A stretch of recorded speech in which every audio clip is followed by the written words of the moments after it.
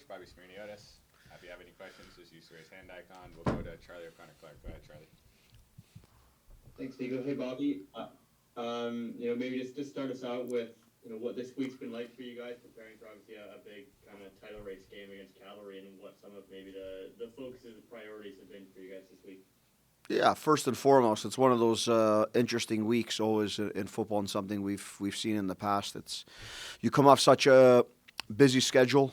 Before this, you have a couple of days off, and takes you a couple of days to get going. It's one of those weeks that you always got to watch out for as a coach, just as concentration level and doing the right things in training. For the players, because you can get too ahead of yourself and think you've got a whole week to do things, and you start doing too much.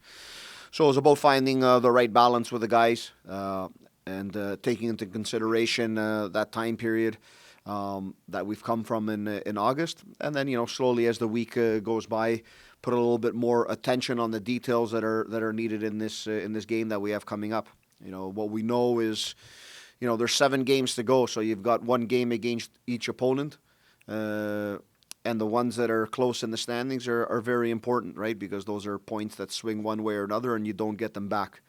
So a little bit you're in playoff football here, and that's one thing we've been talking about these last 7 games. That's the importance of them, and I think the players understand that, and we've prepared well for tomorrow's match. And Bobby, just on this game against Cavalry, I'm sure obviously you saw there the last game where it was kind of set pieces at both ends that kind of decided it. Just has there been any specific focus on those this week, knowing obviously how good they can be from those areas, but also how effective you guys can be as well. Yeah, I think if you look at it over the last month, they've put a lot more. I don't want to say it's a lot more emphasis, but maybe had a little bit more success on the set pieces, and that's given them crucial points in the games. And we always talk about it in these types of games. Set pieces, can change games because they're moments. They're moments where you could be in control of a game, and all of a sudden you've been scored on, or it's a game where you're not in control of, and all of a sudden you score a goal. So they can swing games very quickly. So it's something we've looked at with them, and just having their success lately, and that's all the levels of concentration. I think both teams are quite good on the set piece stage. So it's something that both coaches have probably looked at quite a bit in this week. Great, thanks, Bobby. All right, thanks, Charlie. Next question goes over to Adam Jenkins. Go ahead, Adam.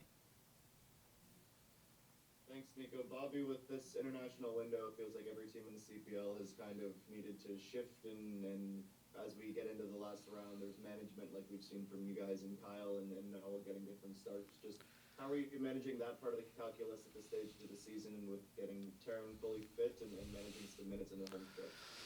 Yeah, that goes back to what I said before. It's that you get into this interesting period, and you think you have time, and you can start training the guys as you would in a usual week, but that's not the case. You really have to take into consideration what some of these guys have gone through, because it was a rigorous month and challenge from games and everything that was involved every 2 to 4 days that we were playing. So it just takes a lot of planning from us in a proper way, and trying to do it the right way, and making sure you understand what loads players have had, what they need in these weeks, and trying not to get carried away, because sometimes this is the situations where you may see injuries after you've come off of a high loading period and you think everything is good. That's when you usually have to watch out. So we've been managing that through training sessions, just through monitoring what the players are doing, through providing some extra rest for certain guys in the right way. And when the staff is organized and doing a good job, I think we've always done a great job of keeping players away, especially for muscular injuries. The other one, sometimes you can't stay away from the tackles or the little things like that. But I think that's the most important thing we have to look at when we look at this week and next week as coaches, is making sure we really take the load into consideration that they've had over the past period.